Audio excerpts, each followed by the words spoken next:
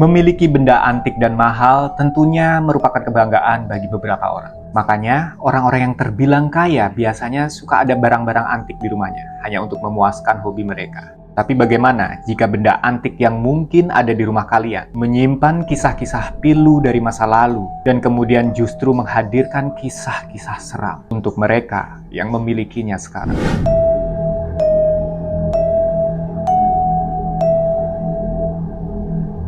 Ini adalah cerita tentang sebuah lemari kayu yang didapatkan oleh seorang pria paruh baya bernama Seto. Jadi Pak Seto ini memang memiliki hobi untuk mengoleksi barang-barang antik, guys. Dia sangat suka mengoleksi benda-benda kuno. Tapi kali ini dia mengalami beberapa teror mistis. Kisah-kisah seram terjadi di dalam rumahnya setelah dia membeli sebuah lemari ukiran kuno yang konon usianya lebih dari 100 tahun. Jadi guys, lemari ini memang cantik, dengan ukiran di berbagai sisinya, catnya yang sedikit usang, tapi justru menambah keindahan benda tersebut, dan mampu menghadirkan nuansa kuno di dalam ruangan rumah Pak Seto. 3 bulan sebelumnya, Pak Seto seperti biasa, berjalan-jalan di sebuah galeri di kawasan Jakarta. Jadi ada sebuah jalanan di Jakarta itu yang menjual khusus barang-barang kuno, guys. Hari itu, mata Pak Seto langsung jatuh cinta kepada sebuah lemari kecil dengan tinggi kurang lebihnya 1,5 meter, berbahan dari kayu tua. Tanpa berpikir panjang, dia langsung membelinya dengan harga 75 juta rupiah. Kemudian dia membawa lemari tersebut dengan mobil bak terbuka yang memang sudah disiapkannya dan langsung membawanya ke rumahnya di kawasan Depok. Pada saat lemari tua tersebut tiba di rumahnya, orang-orang rumah itu merasa ada yang janggal dengan lemari tersebut. Terlebih lagi setelah mengetahui harganya hanya 75 juta rupiah, termasuk murah untuk sebuah benda antik.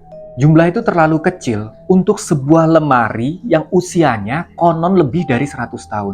Tapi karena pegawai-pegawai di rumahnya itu mengetahui kalau bosnya itu emang hobi banget sama barang antik, lantas mereka pun mengikuti apa yang diperintahkannya. Ditaruhlah itu lemari di sudut sebuah ruangan yang merupakan ruang kerja Pak Seto. Tapi entah kenapa, semenjak lemari ini sampai di rumah, satu demi satu teror mistis terjadi di dalam rumah itu. Malam harinya selepas Isya, Mbak Ana yang asisten rumah tangganya Pak Seto yang udah kerja di sana lama banget. Malam itu selepas Isya, Mbak Ana ini sedang ada di dapur. Tapi entah kenapa dia mendengar seperti ada suara seseorang yang sedang menangis. Waktu dia mencari nih, asal bunyinya dari mana? Ternyata dari dalam ruang kerjanya Pak Seto. Mbak Ana merasa janggal. Kenapa? Karena kalau dari suaranya, Mbak Ana bisa mengenali seolah-olah ini adalah suara tangisan seorang gadis kecil. Janggalnya adalah Pak Seto tuh nggak punya anak perempuan, guys. Dan anaknya semuanya laki-laki dan umurnya udah remaja. Lantas ini suara tangisan siapa pikirnya? Kemudian setelah dia mencari tahu dari mana asal bunyi tersebut, dan dia menemukan sepertinya suara itu menuntunnya ke dalam sebuah ruangan yang tak lain dan tak bukan adalah ruangan kerjanya Pak Seto. Dia dekatkan telinganya, semakin dekat ke daun pintu, suara itu lantas menghilang. Berasa ada yang nggak beres, Mbak Ana pun lalu membalikkan badannya untuk segera pergi ke kamar tidurnya. Sampai di kamar tidurnya dia menutup, menguncinya, kemudian dia langsung rebahan. Dia berusaha untuk tidur dan memejamkan matanya. Tapi anehnya, suara tangisan gadis kecil itu muncul lagi. Dan kali ini semakin dekat dari Mbak Ana. Suara tangisan gadis itu yang tadinya ada di kamar kerja Pak Seto, kali ini terdengar dari salah satu sudut kamar tidurnya Mbak Ana.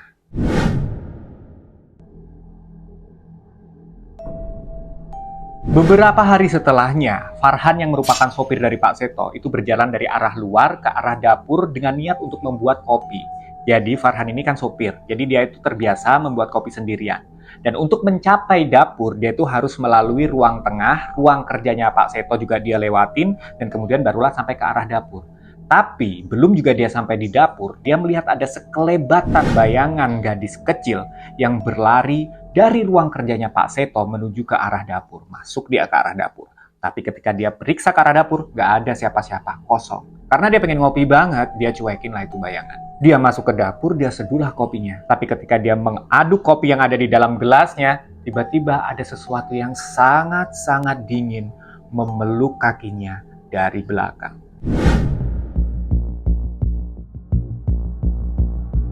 Tepat setelah sepekan, kira-kiranya 6 hari 7 hari lah ya, lemari itu sampai. Gak luput juga nih Pak Seto yang punya rumah bahkan juga diteror sama hantu ini. Tapi masuk melalui mimpi buruknya. Saat itu Pak Seto pada suatu malam, dia itu tidur nggak di kamarnya, tetapi ketiduran di ruang tengah. Tiba-tiba, Pak Seto ini berteriak seolah dia mengalami mimpi buruk. Nah, karena teriakan bosnya ini cukup kenceng nih, Mbak Ana sama Mas Farhan yang kebetulan memang juga menginap di situ setiap harinya, langsung nyamperin nih ke ruang tengah. Ada apa? Apa yang terjadi sama bosnya? Dia takut kan ada perampokan atau apa. Ternyata dia dapati bosnya itu terbangun dari tidurnya dengan keringat yang mengucur deras. Dan setelah Mbak Ana ini memberikan segelas air putih, Pak Seto pun bercerita nih bahwa dia baru saja mengalami mimpi buruk. Di dalam mimpinya, dia itu seolah-olah berada di sebuah ruangan yang sangat-sangat gelap. Di sana dia hanya bisa melihat sebuah lemari yang tak lain dan tak bukan adalah lemari kuno yang baru saja dia beli seminggu yang lalu. Dan lemari itu tiba-tiba berbunyi, berderit pintunya, membuka secara perlahan, dan dia dapati ada sepasang kaki yang menjulur keluar dari dalam lemari tersebut. Tak lama setelah itu, badan seorang bocah keluar dari sana, anak kecil perempuan, dengan wajah yang sangat pucat dan tatapan yang sangat-sangat kosong. Kali ini berdiri tepat di depan Pak Seto dengan raut wajah yang sangat-sangat menyeramkan. Mulai saat ini, aku ikut kamu ya. Setelah hampir seisi rumah mengalami teror mistis ini, akhirnya Pak Seto pun merasa harus menghubungi seseorang. Seseorang itu adalah Pak Farid, seseorang yang dianggap memiliki kelebihan, seseorang yang dituakan atau paranormal lah disebutnya. Pak Farid pun datang setelah dihubungin oleh Mas Farhan. Dan setelah sampai di rumah Pak Seto, Pak Farid ini langsung menggelar tikar dan beberapa alat untuk ritual sudah ditata di atasnya yang memang sudah disiapkan sedari tadi sama Mbak Ana. Pak Farid pun mulai duduk bersila, di belakang Pak Farid ada Pak Seto, di belakang Pak Seto ada Mbak Ana sama Mas Farhan. Pak Farid memejamkan mata dan mulai merapalkan mantra-mantranya. Entah apa yang terjadi, di tengah-tengah Pak Farid ini membaca mantra, tiba-tiba terdengar sesuatu dari dalam kamar kerjanya Pak Seto. Itu adalah sebuah suara pintu lemari yang terbuka secara pelan. Gak lama kemudian, pintu lemari itu seperti dibanting dengan kencang. Sepertinya ada sosok yang baru saja keluar dari dalam lemari tersebut. Setelah beberapa saat, mata Pak Farid pun terbuka dan Pak Farid mulai menceritakan satu persatu apa yang sebenarnya terjadi. Ternyata setelah Pak Farid mengadakan ritual itu, Pak Farid mengetahui satu hal, bahwa sebenarnya lemari kuno ini bukan lemari sembarangan. Melainkan kayu yang dibuat untuk lemari ini adalah kayu yang didapatkan dari sebuah pohon yang seharusnya dikeramatkan dan gak boleh ditebang. Dan karena kayu ini udah terlanjur ditebang, dibuat menjadi sebuah lemari, maka makhluk-makhluk yang tadinya menghuni pohon tersebut tetap nggak mau pindah dan tetap tinggal di situ, walaupun kayu tersebut sudah berbentuk lemari. Dan satu hal yang harus digarisbawahi, ternyata arwah gadis kecil itu bukan satu-satunya guys. Akan tetapi masih ada belasan penghuni gaib lainnya yang belum muncul dan bisa muncul kapan saja untuk menghantui seisi rumah. Lantas setelah mendengar penjelasan Pak Farid, Pak Seto, Mbak Ana, Mas Farhan pengen tahu dong solusinya apa Pak? Dan ternyata Pak Farid sudah punya jawaban nih. Ternyata di dalam meditasinya tadi Pak Farid sudah melakukan apa istilahnya tawar-menawar dengan arwah-arwah yang menghuni lemari tersebut. Salah satunya yang paling mudah dilakukan adalah keluarga Pak Farid, entah siapa itu, harus menyiapkan bunga sedap malam setiap harinya dan diletakkan di dalam sebuah vas dan ditaruh di atas lemari itu. Nanti kalau kembangnya itu sudah mulai layu, harus diganti lagi, harus diganti lagi.